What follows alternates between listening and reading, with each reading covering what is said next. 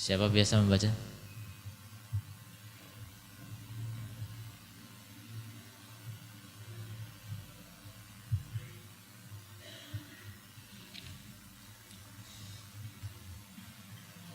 Faslun. Bismillah. Alhamdulillah. Wassalatu wassalamu ala rasulillah wa ala alihi wa ashabihi ajma'in, amma ba'du. Qala mu'allifu rahimahullahu ta'ala, faslun ma ja'a fi dhammir ra'yi al-matmumi wa huwa al-mabniyu ala ghairi ussin wal mustannadu ila ghairi aslin min kitabin wala sunnatin, lakinnahu wajhun tasri'iyyu fasaru naw'an minal ibtida'i bal huwa jinsu fiha fa in jami'u fa innal jami'al bid'u bid'i innama hiya ra'yun ala ghairi aslin walidzalika wusifa biwasfil dolali fa fis sahihi an Abdillah bin Amr bin al-As radhiyallahu anhuma qala sami'tu Rasulullah sallallahu alaihi wasallam yaqul innallaha la yanzi'ul ilma minan nasi ba'da a'tahumuhu intiza'an walakin yantazi'uhu minhum ma'a qabdil ulama'a bi'ilmihim bi'ilmihim fayabqa nasun juhalun yastaftuna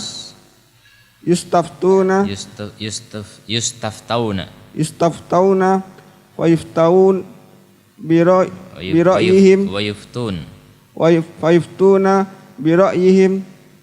fayadilluna wa yudilluna. Naam, barakallahu fiik. Qala mu'allif rahimahullah ta'ala, faslun ma jaa'a fi dhammir ra'yi al-madmum. Pasal itu biasanya di dalam bab ya. Pasal itu artinya pemisah ya, atau ruang. Jadi bab itu pintu. Kitab ini ibaratnya rumah, ada pintu-pintu di dalamnya. Nanti di dalam pintu ada sekat-sekat lagi. Nah, pasal itu sekat-sekat di dalam ruang-ruang itu. Itu pasal. Pasal ini adalah majaa fi dhammir ra'yi al-madmum. Apa-apa yang datang, maksudnya apa-apa di sini dalil-dalil ya. Dalil-dalil yang datang fi tentang dhammir ra'yi, celaan terhadap ra'yi. Ra'yu itu artinya apa? Pemikiran, pendapat. Ya. Celaan terhadap pendapat atau pemikiran al-madmum yang tercela ya.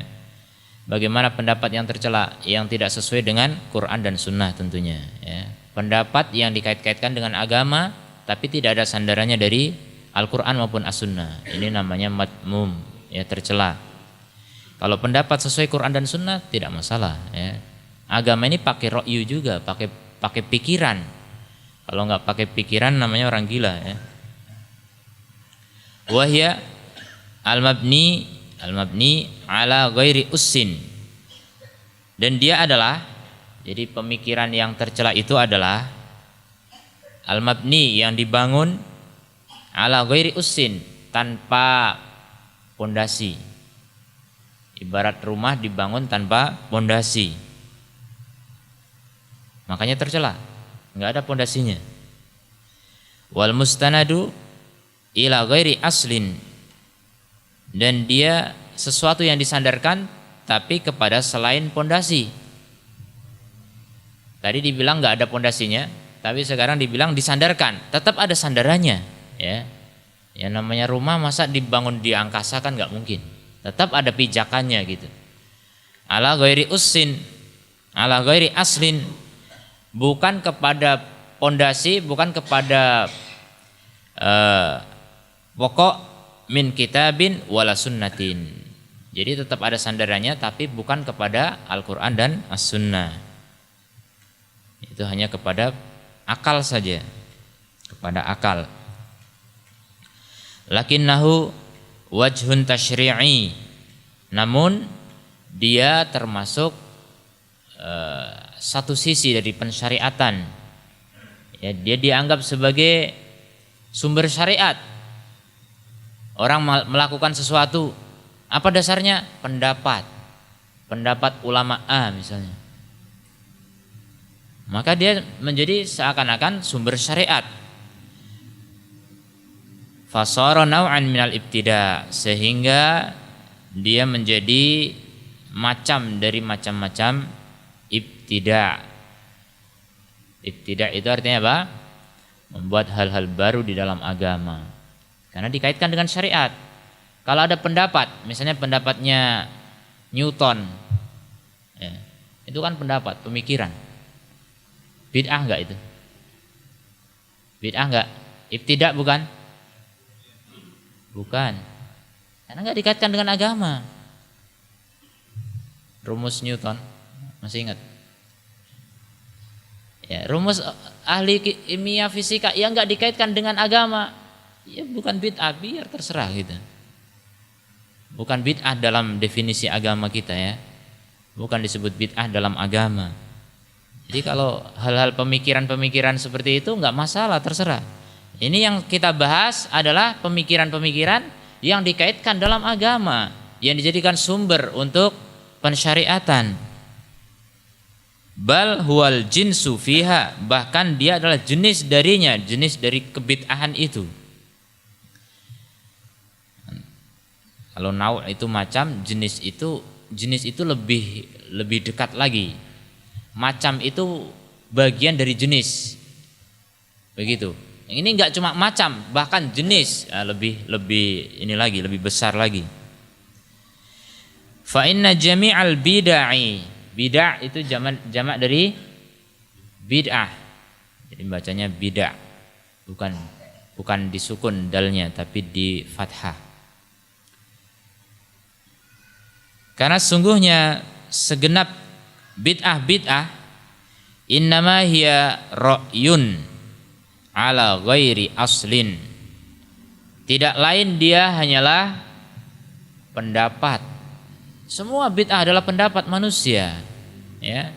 Pendapat manusia yang tidak dibangun di atas pondasi Al-Quran dan As-Sunnah. Ya. Kalau pendapat masih berdasar Al-Quran dan Sunnah tidak disebut bid'ah. Ya. Para ulama sampai hari ini, bahkan nanti ke depan akan mengeluarkan banyak pendapat yang dulu pendapat itu belum ada. Ya, dulu pendapat itu belum ada. Contoh ya, ada nggak pendapat dari sahabat tentang hukum MLM? Ada nggak? Nggak ada. Dulu nggak ada MLM masalahnya. Ya. Ada nggak hukum tentang bayi tabung? Nggak ada. Dulu nggak ada bayi tabung. Jadi keluarlah pendapat sekarang, pendapat baru. Tapi dari mana pendapat itu? Dari Al-Quran dan As-Sunnah, maka tidak disebut bid'ah. Ya, jadi tidak semua pendapat manusia itu tercela. Yang tercela ini berdasarkan judul ini adalah yang tidak ada sandarannya dari Al-Quran dan As-Sunnah. Kalau ada tidak masalah. Walidzalika usifa biwasfid dolal. Oleh karena itu disifati dengan sifat kesesatan ketika pendapat tidak dibangun di atas pondasi Al-Quran dan As-Sunnah. Fafis sahih, di dalam As-Sahih, yaitu Sahih Bukhari dan Muslim, dari Abdullah bin Amr bin Al-As radhiyallahu anhuma, beliau berkata, sami'tu Rasulullah sallallahu alaihi wasallam yaqul, aku mendengar Rasulullah sallallahu alaihi wasallam bersabda, Innallaha, sungguhnya Allah, la yantazi'ul ilma, tidak mencabut ilmu, minan nasi, dari manusia, ba'da'id a'tahumuhu, setelah Allah memberikan kepada mereka ilmu tersebut, ilmu agama. Intiza'an, dengan sekali cabut, tidak. Allah enggak nyabut ilmu diangkat langsung, tidak. Ya. Tapi dicabut pelan-pelan dengan apa? Walakin yantazi'uhu, akan tetapi Allah mencabutnya minhum, dari manusia, ma'aqabdil ulama, bersama dengan pencabutan nyawa ulama. Bi'ilmi,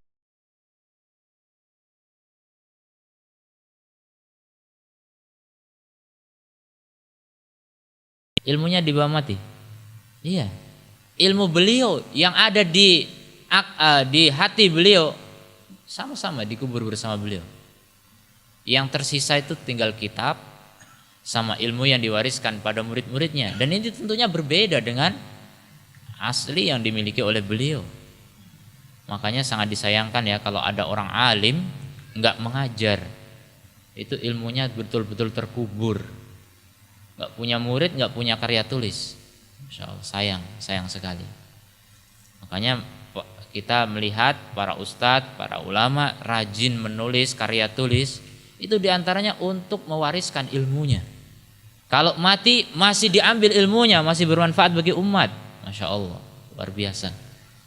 Ya, ini ada dua bidang. Ada yang merasa nggak ahli tulis menulis, ya sudah, keahliannya mengajar. Ada punya murid-murid, murid pun mewariskan ilmunya. Ini diantara amal yang tidak terputus walaupun pemiliknya sudah meninggal. Tapi secara umum, kalau seorang ulama meninggal, itu ilmunya ikut diangkat, ilmunya ulama itu saat itu. Yang tersisa pada muridnya tentu berbeda, ya, tentu berbeda. Maka begitu cara Allah mengangkat ilmu. Makanya musibah yang sangat besar itu ketika ulama meninggal. Musibah besar. Umat itu seperti kehilangan seperti kambing kehilangan penggembala gitu. Enggak punya pedoman lagi, enggak punya patokan, enggak punya rujukan, dan hari ini itu terjadi. Hari ini disebut-sebut oleh para ulama, umat Islam khususnya Ahlus Sunnah wal Jamaah kehilangan marja', kehilangan rujukan seperti orang Syiah. Orang Syiah punya marja'. Orang Syiah itu kalau ada perselisihan, ada sumber nomor satu yang jadikan pegangan. Mereka akan kembali kepada marja' itu, walaupun akhirnya mereka pecah juga akhirnya. Syiah di Indonesia juga pecah-pecah, sampai suami istri cerai katanya. Ya, itu beda marja' ternyata. Suaminya marja'nya lain, istrinya lain. Itu gambarannya. Syiah masih punya marja', rujukan utama. Tapi Ahlus Sunnah, siapa sekarang rujukannya? Maka rujukan abad ini sebenarnya 3 ulama besar, ya, Syekh bin Baz, Syekh Albani, Syekh bin Utsaimin rahimahumullah. Ketika mereka sudah diangkat oleh Allah, umat ini seperti kehilangan marja'. Ada ulama masih, tapi tidak selevel dengan 3 ulama kibar tersebut, sehingga sulit disatukan ketika ada perselisihan, ya.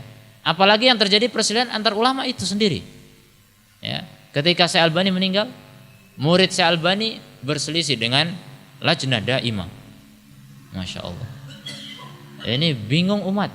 Makanya antum gak usah tahu. Saling menuduh, saling menyesatkan. Masya Allah. Umat ini yang gak tahu apa-apa bingung kalau mikirin itu, ya. Itulah kondisinya ketika ulama diangkat, umat itu bingung, kehilangan marja'. Begitu seterusnya. Setiap kali ulama diangkat pasti timbul masalah besar. Syekh Mukbil diangkat oleh Allah, apa yang terjadi? Kacau. Yaman, bahkan gak cuma Yaman, seluruh dunia. Yang sampai Syekh Ali hafidhahullah ta'ala mengatakan, Yaman itu sumber persatuan Ahlus Sunnah. Kalau Yaman pecah, pecah seluruh dunia. Kalau Yaman bersatu, bersatu seluruh dunia. Ini kata Syekh Ali. Karena memang sumber ilmu dari Yaman. Sama seperti yang dikatakan oleh hadis Rasulullah. Luar biasa. Pengaruhnya Yaman ini dari murid-muridnya Syekh Mukbil ini luar biasa di dunia ini. Syekh Mukbil punya markas yang muridnya itu sekitar 6 ribuan, itu berasal dari seluruh dunia. Masya Allah. Padahal di tempat yang sangat-sangat sederhana. Kalau nggak dibilang sangat menyengsarakan. Bagi antum sangat menyengsarakan. Antum yang hidup di kota begini kan, fasilitas serba ada. Di Syekh Mukbil dulu nggak ada listrik. Ini masjid ada karpetnya udah ditumpuk dengan tanah. Antum sujud di tanah. Luar biasa penderitaan di sana. Tapi yang datang dari berbagai benua. Ketika Syekh Mukbil meninggal, dipegang oleh salah satu muridnya, mulailah ternyata jelas muncul berbagai fitnah. Karena ketika sudah seniornya hilang, maka junior itu merasa apa? Merasa selevel semua, sehingga tidak mau tunduk kepada salah satu dari mereka. Ini susahnya seperti itu. Repotnya manusia itu seperti itu. Merasa saya selevel sama dia kok. Ya, susah, mau diatur susah lagi. Akhirnya pecah-pecah nggak karuan. Ada tersebar sana sebar sini, pecah-pecah. Bahkan yang masih berada di situ tadinya damai-damai aja, tiba-tiba pecah juga. Akhirnya pergi dan muridnya pecah jadi 2. Masya Allah. Dari 6.000 tinggal berapa? Tinggal mungkin sekitar 2.000-an atau berapa. Malah ditambah lagi Houthi masuk menyerang. Hancurlah markas Syekh Mukbil, tidak berbekas. Masya Allah ya, ini fitnah di Yaman. Yang ketika Houthi menyerang, ternyata apa? Orang-orang yang dicaci maki oleh pemilik markas lanjutan Syekh Mukbil, itu semua ulama yang lain yang enggak setuju dengan ini, yang melanjutkan Syekh Mukbil ini, semuanya disesatkan, semuanya sesat, enggak ikut sama dia. Tapi akhirnya apa? Datang Allah, dari Allah ujian, diserang oleh Syiah. Ketika diserang oleh Syiah, mereka yang dicaci maki semuanya menolong, semuanya membantu. Itu hebatnya ahlu sunnah itu seperti itu ya. Walaupun habis dicaci maki kayak apa, enggak, tetap aja kalau diserang sama ahlu bid'ah, ahlu sunnah tetap bersatu. Ini hebatnya. Sampai Syekh Ali mengatakan, ini serangan Syiah ini menggambarkan persatuan dunia. Ketika ulama-ulama Yaman itu bersatu menghadapi Syiah, maka dunia pun seharusnya bersatu. Tapi ternyata belum juga. Ya, dampak persatuan itu belum sampai ke Indonesia. Ini hikmah sebenarnya, hikmah besar ketika Yaman bersatu, para ulamanya bersatu. Sudah diserang Syiah, semua ulama sunnah yang tadinya saling serang bersatu.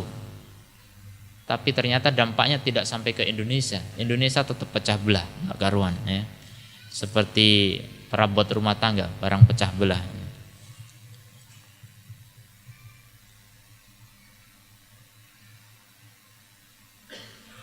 Jadi dicabutnya ulama itu merupakan musibah yang sangat besar.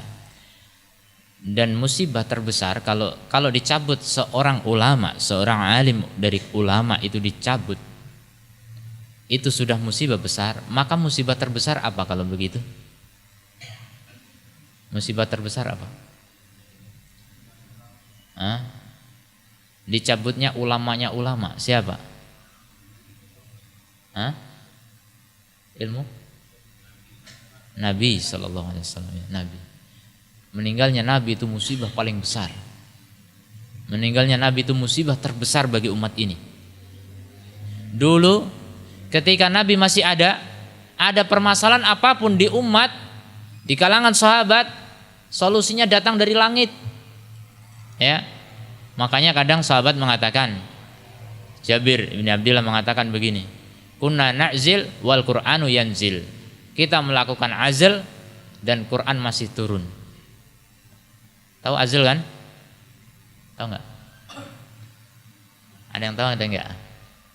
Lebih banyak yang tahu atau lebih banyak yang enggak? Mana yang menang? Apa azl? Ya. Coitus interruptus. Ya. Terputus. Jadi mengeluarkan sperma di luar rahim. Itu azl namanya. Biar apa? Biar tidak hamil. Dulu KB tradisional zaman Nabi. Para sahabat pun khawatir punya anak beruntun gitu kan. Baru lahiran tiba-tiba hamil lagi. Mereka juga menghindari itu. Mereka melakukan KB yang mudah, yaitu apa? Azl itu tadi. Dikeluarkan sperma di luar rahim. Maka apa? Kata Jabir, kami melakukan azl itu dan Quran masih turun. Apa maksudnya? Kok dikaitkan dengan Quran masih turun tuh kenapa? Kenapa? Karena kalau memang itu nggak boleh, Allah pasti tegur. Quran masih turun. Pasti akan sampaikan kepada Rasulullah, entah diturunkan di ayat atau di hadis. Kan hadis juga wahyu, ya kan? Allah tahu. Seandainya Rasul nggak tahu, Allah tahu. Mana ada Allah nggak tahu? Ya? Tahu semua yang terjadi, Allah tahu. Ternyata tidak ada teguran dari Allah, berarti azl itu hukumnya boleh. Begitu, ya. Sahabat berdalil dengan masih di masa wahyu. Ini adalah kenikmatan besar. Orang hidup di zaman wahyu. Apapun kekeliruan yang terjadi pasti Allah tegur. Sampai setingkat Nabi pun begitu, ya. Akhadna bil yamin, aku cengkeram dengan tangan kanan, kata Allah. Seandainya Nabi melakukan kesalahan, Allah tegur langsung. Dan terjadi memang ketika ada seorang buta menghadap kepada Nabi meminta ilmu, bertanya tentang ilmu. Tapi Rasulullah lebih melayani pembesar-pembesar dari Quraisy. Ya. Orang buta ini diacuhkan, tidak dihiraukan oleh Rasulullah. Lebih menanggapi pembesar-pembesar Quraisy karena Rasulullah sangat berharap nih kalau pembesar ini masuk Islam, banyak orang masuk Islam. Orang buta dicuekin. Ditegur enggak oleh Allah? Ditegur. Abasa wa tawalla. Ya. Kenapa cemberut dan bermasam muka? Dan berpaling. Kenapa cemberut dan berpaling? Ditegur oleh Allah. Ini Nabi SAW ditegur. Jadi ketika Nabi masih hidup, itu agama ini Masya Allah dijaga oleh Allah langsung. Setiap kekeliruan pasti Allah tegur langsung. Tapi begitu Nabi meninggal, inilah musibah terbesar. Seperti umat Islam itu digambarkan oleh para ulama seperti kambing yang kehilangan penggembalanya, sementara serigala berada di sekitarnya. Masya Allah. Makin hari makin parah itu. Kambingnya makin dikit, serigalanya makin banyak. Bahkan serigalanya hebat sekali, berbulu domba. Masya Allah. Ini kondisi kita sekarang. Kita sampai nggak bisa membedakan mana kambing mana serigala nih. Ya, karena serigalanya pakai bulu kambing juga, pakai bulu domba. Masya Allah. Sekarang kita lihat orang-orang yang mereka benci kepada sunnah Rasul, mereka berpakaian Islam. Namanya pun Abdullah, ya, pakai nama-nama Islami. Gimana orang nggak tertipu? Kalau yang ngomong tentang jeleknya Islam itu Rudolf atau Mikael atau apa gitu, nama-nama kafir, itu orang nggak dengar. Itu orang kafir yang ngomong jeleknya Islam, wajar. Sekarang yang jelek-jelekin sunnah, orang yang namanya Abdullah gimana? Namanya Muhammad lagi. Masya Allah. Orang-orang yang bernama Islam, saya nggak, kaum muslimin susah untuk menolak. Itu serigala berburu domba, kaum munafikin. Jadi Islam terjaga betul ketika Rasulullah masih hidup. Begitu Rasulullah meninggal, Masya Allah, para sahabat sedihnya luar biasa. Yang kalau mereka ingat masa kenabian, mereka menangis. Ya, dulu Ibnu Abbas melewati masjid dan ternyata di masjid orang sedang pada menangis. Kenapa kalian menangis? Kami ingat masa-masa bersama Rasulullah. Masya Allah, paling sedih mereka, paling sedih. Abu Bakar As-Siddiq dengan Umar bin Khattab pernah suatu ketika mengunjungi Ummu Aiman. Kenapa mengunjungi? Karena Rasulullah biasa mengunjungi beliau, Ummu Aiman. Akhirnya ingin melanjutkan sunnah Rasul. Pas didatangi di Ummu Aiman sedang menangis. Kenapa engkau menangis wahai Ummu Aiman? Ummu Aiman mengatakan, karena saya ingat Rasulullah sudah meninggal. Kata Abu Bakar, enggak usah ditangisi, itu kan sudah takdir. Bagus kan nasihatnya? Iya begitu harusnya menasihati. Takziah ini namanya menghibur. Takziah itu menghibur. Sudah itu sudah berlalu, sudah meninggal, udah berapa bulan yang lalu meninggal. Kenapa sekarang masih ditangisi? Udah lama. Kesedihan kan nggak usah lama-lama gitu.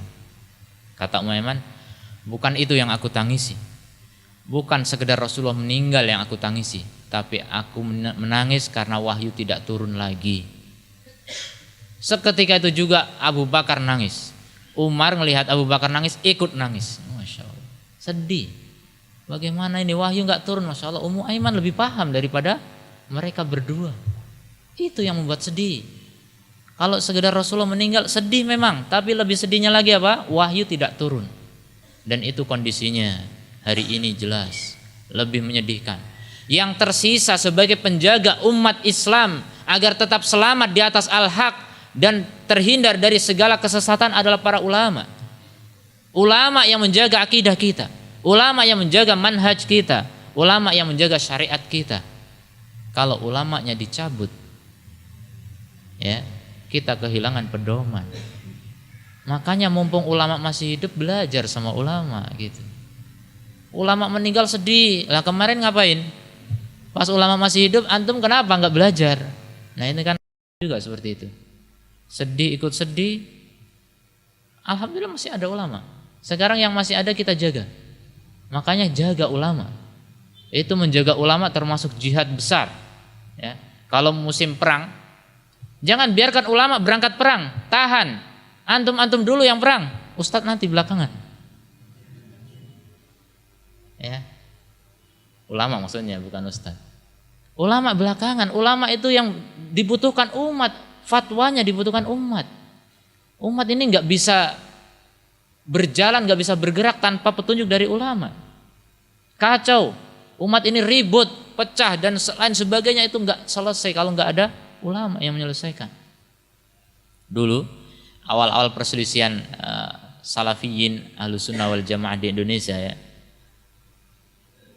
didatangkan seorang alim dari kalangan ulama kibar, diakui keilmuannya, diakui oleh kedua belah pihak untuk mendamaikan dua belah pihak yang bertikai di Indonesia awal dulu. Itu di tahun 92. Antum sudah lahir kan? Sudah kenal sunnah? 92 datangkan Syekh Ali. Beliau dikenal mahir mendamaikan dua kelompok yang bertikai sesama ahlu sunnah. Sudah mendamaikan kelompok di Kuwait dan beberapa tempat yang lain. Di Indonesia beliau pelajari di pondok A dan pondok B yang sumber konfliknya. Beberapa hari di pondok A dipelajari apa yang terjadi di situ, muqarrar pelajarannya seperti apa, manhajnya seperti apa, akidahnya seperti apa, dipelajari sama beliau. Kemudian belajar di pondok yang satu lagi, dipelajari semua isinya, apa saja isi-isi ceramahnya bagaimana. Akhirnya sampai pada kesimpulan dua-duanya berdasarkan manhaj Ahlussunnah wal Jamaah. Semuanya ahlu sunnah wal jamaah, tidak ada yang disebut sebagai ahli bid'ah dan seterusnya, tidak benar. Semuanya benar berdasarkan madhab ahlu sunnah wal jamaah. Cuma permasalahannya yang satu terlalu mutasyaddid, gulu melampaui batas dalam penerapan manhaj katanya. Intinya terlalu berlebihan. Yang satunya terlalu meremehkan, agak kurang ya dalam penegakan manhaj, kurang tegas. Kata Syekh Ali kesimpulannya, seandainya yang satu diturunkan dikit dan yang satunya dinaikkan dikit maka akan ketemu. Itu kesimpulan terakhir. Pulanglah Syekh Ali. Damai di antara mereka. Tapi ternyata tidak juga. Setelah beberapa hari kemudian dari pihak yang dibilang terlalu berlebihan, yang terlalu keras itu, mereka tidak rela dengan keputusan itu, tetap aja masih melanjutkan aksinya, menebarkan isu kemana-mana, ini hati-hati, ini sururi, ini segala macam berbagai tuduhan. Ya. Sementara ustadz yang di sini masih memegang fatwa Syekh Ali sebagai ulama, yang pihak satunya tidak mau pegang itu. Itulah susahnya kaum muslimin. Dengan dalih kami yang di Indonesia lebih paham permasalahan Indonesia. Biar ulama berfatwa di tempatnya saja sendiri masing-masing. Masya Allah. Sudah memposisikan sebagai ulama. Coba dengar saja ulama, dengar orang alim. Karena bagaimanapun juga keilmuannya itu jauh, ya, nggak bisa disejajarkan. Ini gambaran bagaimana kalau ulama itu hilang, diangkat oleh Allah.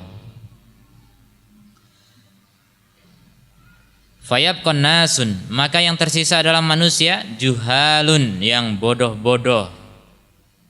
Akhirnya yustaftauna, mereka diminta fatwa. Fayuftun, mereka berfatwa biro'yihim, dengan apa? Dengan kepala mereka. Orang jahil mau fatwa pakai apa? Jahil itu fatwanya itu pakai perasaan, pakai pikiran saja, nggak punya dalil, ya, nggak berdasarkan Quran dan Sunnah. Kalau berdasarkan Quran dan Sunnah bukan jahil namanya, ya. Maka fayadilluna wa yudillun, mereka tersesat dan mereka menyesatkan. Inilah musibah hari ini. Betapa banyaknya yang seperti ini. Betapa banyaknya orang jahil yang dimintai fatwa hari ini. Orang jahil diminta fatwa hari ini banyak sekali, ya. Seorang artis baru taubat, belum ngaji, belum dikenal di pesantren, belum ngapal Quran, belum apa-apa, sekarang sudah tampil sebagai mufti. Nah, diundang ceramah di mana-mana. Mungkin awalnya ceramah bagaimana mengenal hidayah, cerita. Akhirnya manusia nggak tahu menahu, ustadz hukumnya ini apa. Jadi ustadz tiba-tiba cepat sekali jadi ustadz. Sementara ustadz kibar yang sudah membina murid panjang lama, sudah mahir Quran, mahir sunnah, nggak pernah dipanggil ustadz. Ya, ini musibah akhir zaman. Ya, kita bersyukur ada artis masuk Islam, masuk sunnah. Ya, kemudian mereka bisa memberikan motivasi kepada ahli maksiat untuk taubat kembali kepada Islam dan sunnah. Tapi kalau sampai ke tingkat berfatwa tanpa ilmu, ini sangat berbahaya. Ulama mewanti-wanti sejak dulu dalam karya-karya mereka tentang tasaddur qabla ta'ahul, tampil sebelum ahli. Dan ini penyakit penuntut ilmu yang sangat berbahaya. Makanya bersabar dulu. Kalau masih belum menguasai, jangan tampil dulu. Kalau masih ada orang yang lebih alim, serahkan kepada orang yang lebih alim dulu. Jangan kecil-kecil merasa sudah ahli bicara dan sebagainya. Gurunya ini kalau ngomong kayaknya susah dipahami, udahlah saya aja yang tampil. Ini Masya Allah bahaya. Sebenarnya ustadz kibar mungkin tidak diberikan oleh Allah kemampuan bicara yang indah gitu. Tapi ada yang anak muda, muridnya dulu, bahkan muridnya lagi. Jadi cucu murid. Bukan anak murid, cucu murid. Tiba-tiba tampil, bahkan berani menjatuhkan mbah gurunya. Masya Allah. Bukan bapak gurunya lagi, mbah gurunya dijatuhkan. Ini terjadi, ya. Dai-dai karbitan, Masya Allah. Cepat tampil sebelum waktunya. Serahkan kepada yang senior, karena al-hikmah, al-barokah itu ma'al akabir, ya. Berkah itu bersama para senior kita, senior dalam ilmu, senior dalam umur. Mereka lebih membawa keberkahan dibandingkan anak-anak muda yang banyak masih terinspirasi oleh emosi. Lanjut. Siapa lagi? Wa qad ikhtalafal ulama'u fi ra'yil maqsudi. Faqad qalat ta'ifatun al-muradu bihi ra'yu ahlil bid'ah al-mukhalifina lis-sunani lakin fil i'tiqadi kamat habi jahmi wasari madhahibi ahlil kalami li'annahum ista'malu a'ra'ahum fi raddil ahadithil sabitati anin nabi sallallahu alaihi wasallam bal wa fi raddi zawahiril qur'ani li ghairi sababin yujibu araddu wa yaqtadi ta'wili. Nah, asanta. Dalam hadis ini disebutkan fayuftuna bi ra'yihim.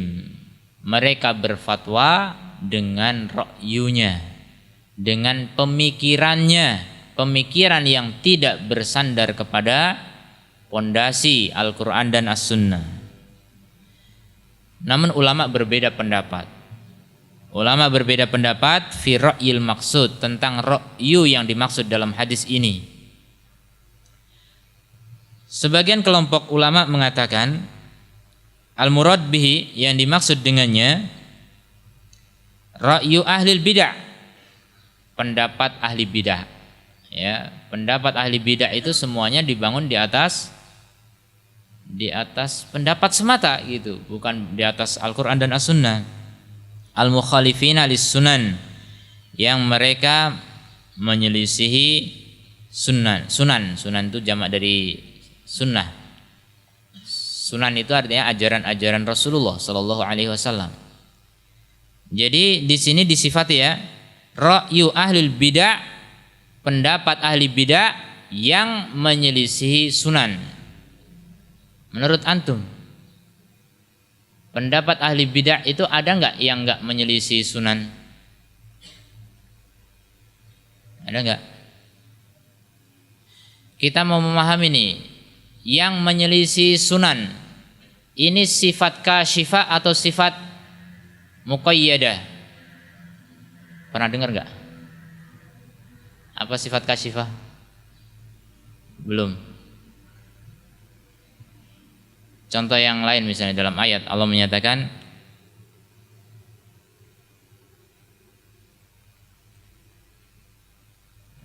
wa may yusyrik billahi malam yunazzil bihi sultana, dan barang siapa yang menyekutukan Allah yang tidak ada dalilnya. Ini kan ada kata yang tidak ada dalilnya. Apa yang kita pahami dari kata yang tidak ada dalilnya? Ada dua pilihan jawaban ya, antum pilih yang mana? Pilihan pertama, maksudnya kalau ada syirik yang ada dalilnya berarti boleh. Yang kedua, bahwasanya semua syirik itu tidak ada dalilnya. Antum pilih yang mana? Jadi siapa yang menyekutukan Allah yang tidak ada dalilnya? Maksudnya yang tidak ada dalilnya ini untuk mengikat kata-kata yang di depan atau menunjukkan kenyataan. Kalau mengikat artinya muqayyadah namanya. Mengikat artinya kalau ikatannya ini enggak ada berarti hukumnya enggak ada. Kalau kasyifah itu artinya menyingkap hakikatnya. Antum pilih yang mana? Kasyifah artinya menyingkap hakikatnya. Artinya semua syirik tidak ada dalilnya. Iya. Itu namanya sifat kasyifah. Jadi bukan berarti berarti kalau syirik yang pakai dalil boleh di sini. Nah, kalau antum memahami begitu berarti menganggap sifat di sini adalah sifat muqayyadah, sifat yang mengikat. Kalau ikatannya ini enggak ada berarti boleh. Kan begitu. Kalau syirik ada dalilnya berarti boleh. Sekarang di sini juga yang dimaksud di sini adalah pendapat ahli bidah yang menyelisih sunan.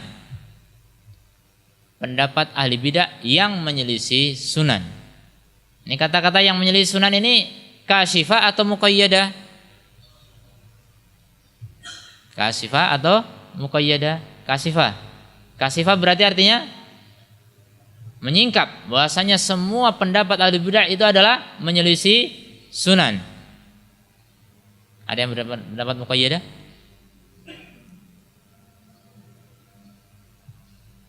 Antum yakin kalau ahli bidah ngomong itu pasti menyelisih sunan?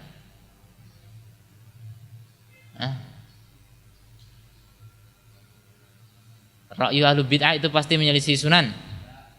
Tidak ya. Banyak ahli bid'ah mereka kalau ngomong pakai dalil juga ya. Ada yang sesuai sunan juga. Berarti ini sifat muqayyadah, sentum. Kalau menyifati bid'ahnya mungkin ya, bid'ah yang menyelisih sunan itu pasti, tapi kalau menyifati ra'yu ini belum tentu. Lakin akan tetapi fil i'tiqad. Jadi yang dimaksud dengan ra'yu di sini adalah ra'yunya ahlu bid'ah dalam i'tiqad saja. Bid'ah i'tiqadiyah. Jadi bid'ah itu secara global bisa dibagi dua. Ada bid'ah i'tiqadiyah dan ada bid'ah amaliyah.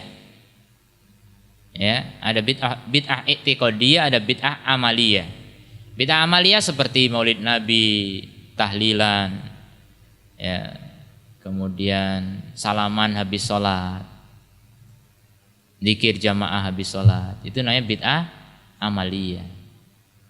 Kalau bid'ah i'tiqadiyah seperti Qadariyah, Mu'tazilah, Jahmiyah, Khawarij, Murji'ah, ini gembong-gembong bid'ah i'tiqadiyah, termasuk Syiah, ya. Mana lebih berbahaya? I'tiqadiyah atau amaliyah? I'tiqadiyah, ya. Makanya kita harus bisa sedikit memberikan kelonggaran kepada mereka yang bid'ahnya baru sebatas bid'ah amaliyah. Jangan kemudian dipukul rata. Ini pokoknya sesat, menyesatkan, nggak usah disalami, nggak usah dijawab salamnya. Ini berlebihan, melampaui batas. Antum mau memboikot orang banyak, antum sendiri yang diboikot, ya kan? Nggak sesuai dengan tujuan. Tujuan memboikot dulu, dari dulu sebenarnya tahdir, hajar itu syariat memang. Tapi syariat ketika memang efektif syariat itu ditegakkan. Sekarang nggak efektif, gimana? Orang minoritas mau memboikot mayoritas, siapa yang diboikot dan siapa yang memboikot jadinya? Nggak masuk akal, ya. Jadi harus bisa memilah dan memilih mana yang harus dihajar, mana yang tidak. Dan sekarang bukan masanya hajar-hajar lagi. Ini fatwa para ulama kibar yang sudah meninggal seperti Syekh Albani, Syekh bin Baz. Bukan saatnya lagi hajar-hajar zaman sekarang. Sekarang ahlu sunnah itu minoritas. Sunnah itu berat, jangan diperberat lagi dengan watakmu yang buruk, ya. Berat, gimana umat ini mau menerima sunnah kalau watak-watak ahlu sunnahnya bengis-bengis, kejam-kejam, gak mau salam. Masya Allah, melampaui batas, berlebihan. Kalau kepada gembong-gembong bid'ah i'tiqadiyah silakan, ya. Mereka orang yang mengajarkan liberal gitu-gitu. Nah itu boleh, itu harus keras kepada mereka. Antum jangan salam sama liberal. Ya, mereka itu pemikirannya sangat merusak Islam, menghancurkan Islam, jelas menentang Quran dan Sunnah langsung. Kalau orang-orang yang cuma habis sholat pengen salaman, ya sudah, nggak apa-apa, salaman aja, ya. Kalau bisa menasihati lebih baik, tapi kalau antum belum pernah nasihati, cuma tiba-tiba ditolak salamannya, ini kan kasihan. Mereka nggak tahu apa-apa, cuma nanti kesimpulannya Pak, oh orang jenggotan ini nggak mau salaman, Masya Allah. Kesimpulannya salah, ya. Bukan nggak mau salaman, harus dijelaskan memang, gitu kan.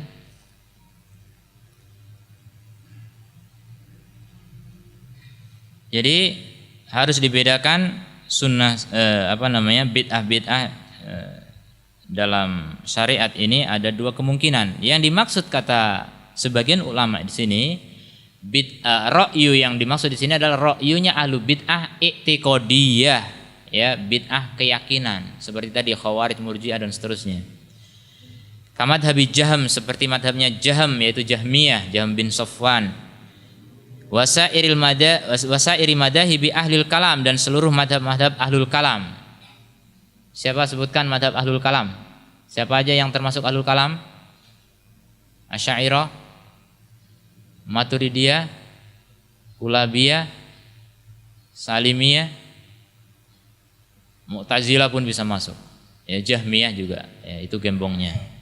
Yang lebih gembong lagi Gulatul Jahmiyah, Jahmiyah ekstrim. Ini penting, ini dipelajari ini, ya. Yang namanya orang ingin menyempurnakan ilmu itu harus mengenal lawannya. Ya, araftu syarra la li syarri walakin ditawakkihi wa man lam ya'rif syarra minal khairi yaqa fihi. Aku mengetahui yang buruk, ya, bukan untuk aku lakukan, tetapi untuk menghindari. Barang siapa yang tidak mengetahui yang buruk di antara yang baik, maka akan terjerumus ke dalamnya. Perlu kita pelajari itu, dan Allah sangat banyak menunjukkan dalam Al-Quran maupun hadis menceritakan tentang keburukan-keburukan. Agar apa? Agar kita menghindarinya. Kalau keburukan nggak boleh dibahas, nggak boleh dipelajari. Yang terjadi adalah banyak kaum muslimin jatuh dalam keburukan dan nggak sadar kalau itu keburukan. Benar, akidah Islamnya harus dipelajari. Asal antum belajar akidah yang benar, otomatis akan tahu akidah yang sesat itu. Ya, otomatis.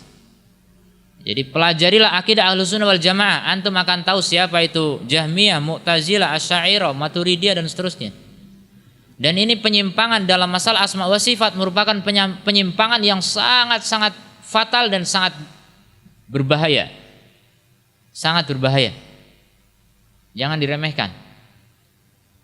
Kalau penyimpangan dalam tauhid uluhiyah itu bisa menyebabkan terjatuh dalam syirik akbar yang hukumnya kafir dan kekal di neraka. Maka penyimpangan dalam asma wa sifat jauh lebih parah dari itu. Ya, jauh lebih parah dari itu. Makanya wajib untuk dipelajari. Begitu kesimpulan ulama berdasarkan dalil-dalil.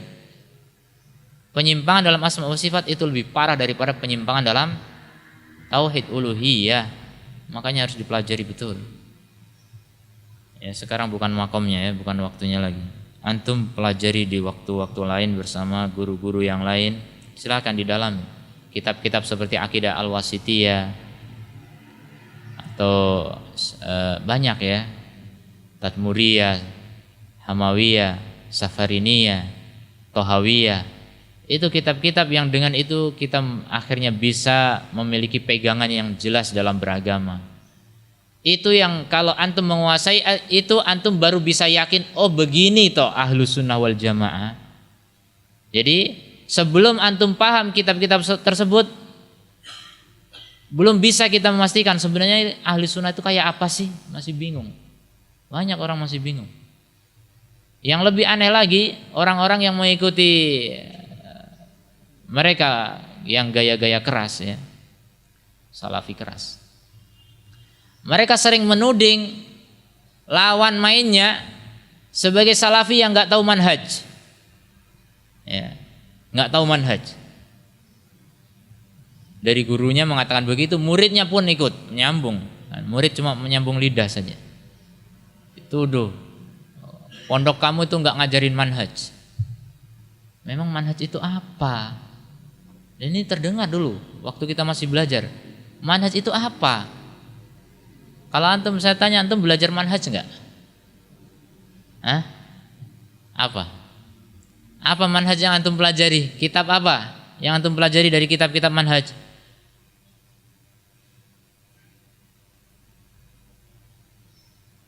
Firqatun Najiyah.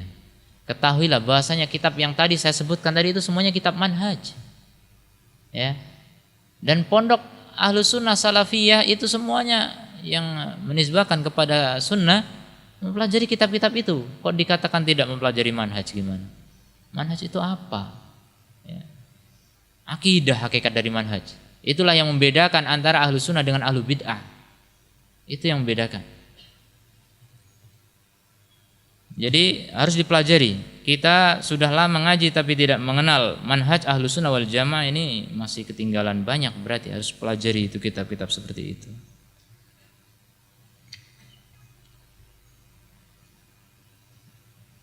Li'annahum, karena mereka ista'malu ara'ahum, menggunakan pendapat-pendapat mereka fi raddil ahadits, untuk menolak hadis-hadis.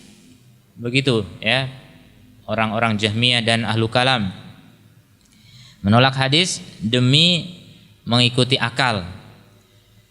Ats-tsabitah 'anin Nabi sallallahu alaihi wasallam, bal wa fi raddi dawahiril Quran, bahkan menolak dohir dari Quran tanpa sebab yang mengharuskan untuk penolakan, untuk ditolak dan mengharuskan untuk ditakwil. Mereka tolak ayat Quran, dohir dari Quran ditolak. Ya. Ini Jahmiyah dulu. Jahmiyah dulu cuma menolak dohir Quran, nggak berani menolak ayat, apalagi menolak Quran, nggak berani mereka. Yang dikafirkan oleh para ulama. Jahmiyah dikafirkan oleh para ulama karena menolak makna dari Quran. Nggak menolak ayatnya, maknanya ditolak. Mereka kafir. Kesepakatan ulama.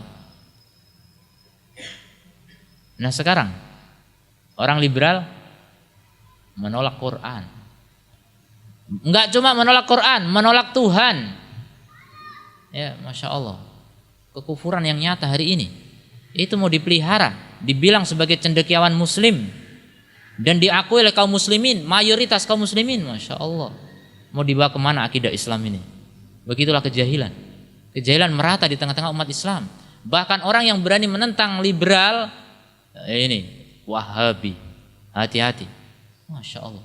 Orang mendakwakan Quran dan Sunnah, kembali kepada Quran dan Sunnah, kembali kepada kemurnian. Sekarang dicurigai, sekarang dibilang sesat. Orang yang berani membantah Quran dibilang tokoh Islam, cendekiawan, ilmuwan, intelektual Islam. Ya, Masya Allah. Inilah kondisi kaum muslimin hari ini. Makanya kalau tidak memiliki pegangan yang jelas dalam beragama, tidak mempelajari Al-Quran dan As-Sunnah dari sumber aslinya, maka akan terbawa arus la mahalah, tidak boleh tidak, ya, otomatis. Kebanyakan manusia akan mengikuti umumnya manusia. Kebanyakan orang itu hanya mengikuti suara mayoritas. Itu kebanyakan manusia. Maka orang yang berani meninggalkan suara mayoritas itu hanyalah orang-orang yang berilmu. Kenapa berani meninggalkan ini? Kan masyarakat ini kan banyak, masa yang banyak ini sesat? Kebanyakan orang begitu pikirannya. Masa yang banyak ini sesat? Ya, kita katakan kebenaran bukan bersama yang banyak, tapi kebenaran bersama ilmu, bersama dalil. Nah, orang yang berani meninggalkan suara mayoritas itu karena apa? Karena memiliki ilmu. Ya, memiliki ilmu. Ya, barakallahu fikum. Mungkin ada pertanyaan? Ya, silakan.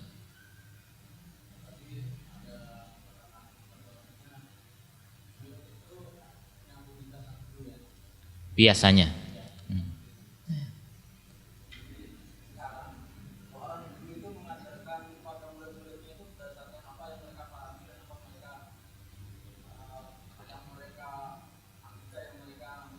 Ya.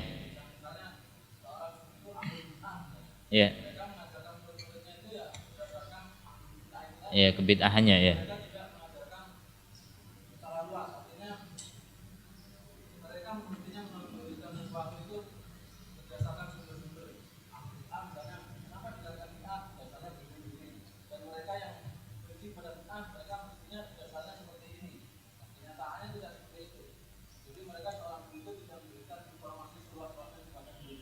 Ya.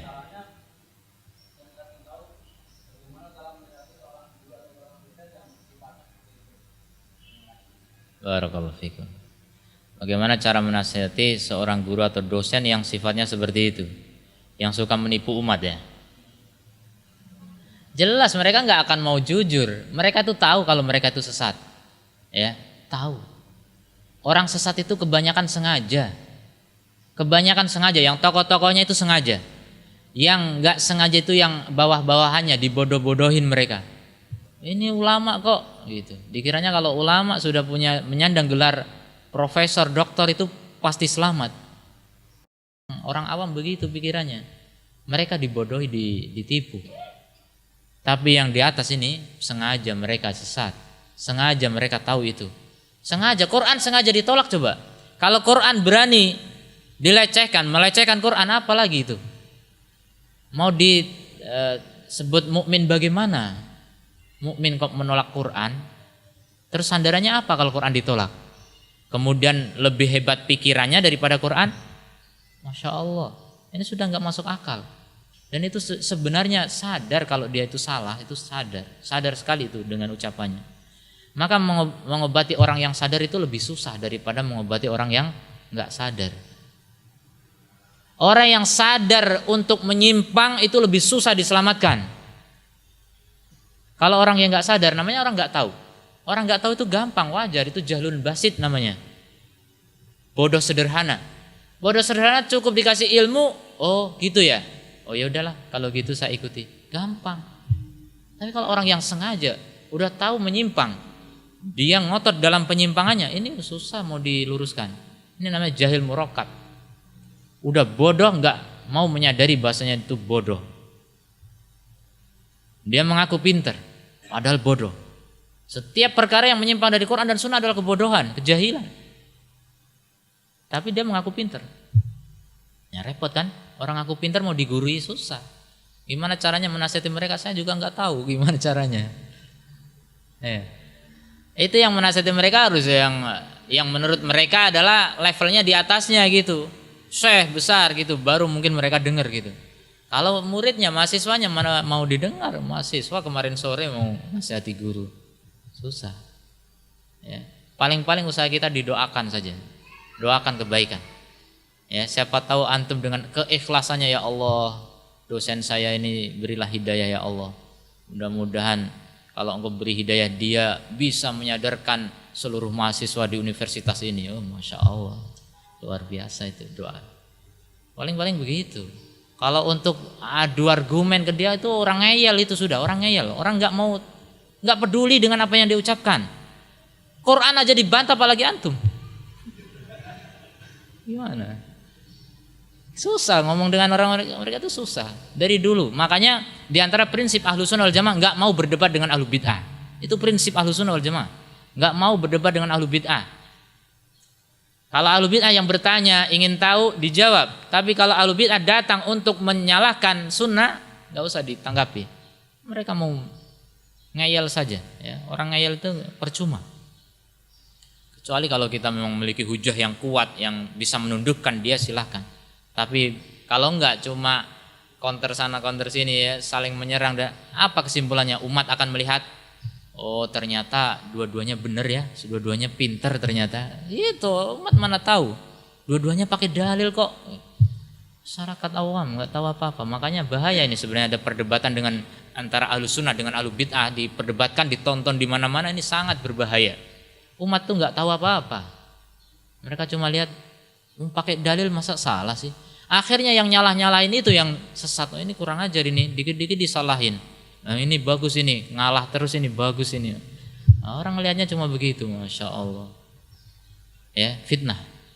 Makanya ulama mengatakan jangan berdebat dengan ahlu bid'ah. Barakallahu fikum. Seandainya kalau mau menasihati orang seperti itu secara pribadi, jangan di forum, jangan di muka umum. Kalau di muka umum, justru sunnah yang jatuh di muka umum ini malah berbahaya, ya, sangat berbahaya. Ya, subhanakallahumma wa bihamdika asyhadu an la ilaha illa anta astaghfiruka wa atubu ilaik. Assalamualaikum warahmatullahi wabarakatuh.